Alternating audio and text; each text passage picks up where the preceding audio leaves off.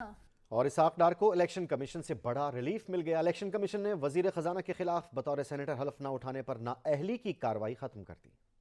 Ishaq Dar Saint کی set کے لیے اہل قرار، الیکشن کمیشن نے محفوظ فیصلہ سنا دیا۔ الیکشن کمیشن آف پاکستان نے وزیر خزانہ اسحاق ڈار کی سینٹ نشست کو خالی قرار دینے کی درخواست خارج کر دی۔ الیکشن کمیشن نے اسحاق ڈار کے خلاف تحریک انصاف کے رہنما شہزاد وسیم کی درخواست مسترد کر دی۔ الیکشن کمیشن نے کہا کہ منتخب ہونے کے بعد 2 ماہ حلف نہ اٹھانے پر نااہلی کے آرڈیننس کا اطلاق اسحاق ڈار پر نہیں ہوتا۔ الیکشن کمیشن نے اسحاق ڈار کے خلاف از خود کارروائی شروع کی تھی۔ الیکشن کمیشن نے اسحاق ڈار سے متعلق 26 ستمبر 2022 کو فیصلہ محفوظ کیا تھا۔ حلف نہ اٹھانے پر اسحاق ڈار کی نشست خالی قرار دینے پر فیصلہ محفوظ کیا گیا تھا۔ اسحاق ڈار کی کامیابی کا نوٹیفیکیشن 29 مارچ 2018 کو معطل ہوا تھا۔ سپریم کورٹ سے درخواست خارج ہونے پر نوٹیفیکیشن بحال کیا گیا تھا۔ اسحاق ڈار نے پاکستان پہنچ کر بطور ممبر سینٹ اور وزیر خزانہ کا حلف لیا تھا۔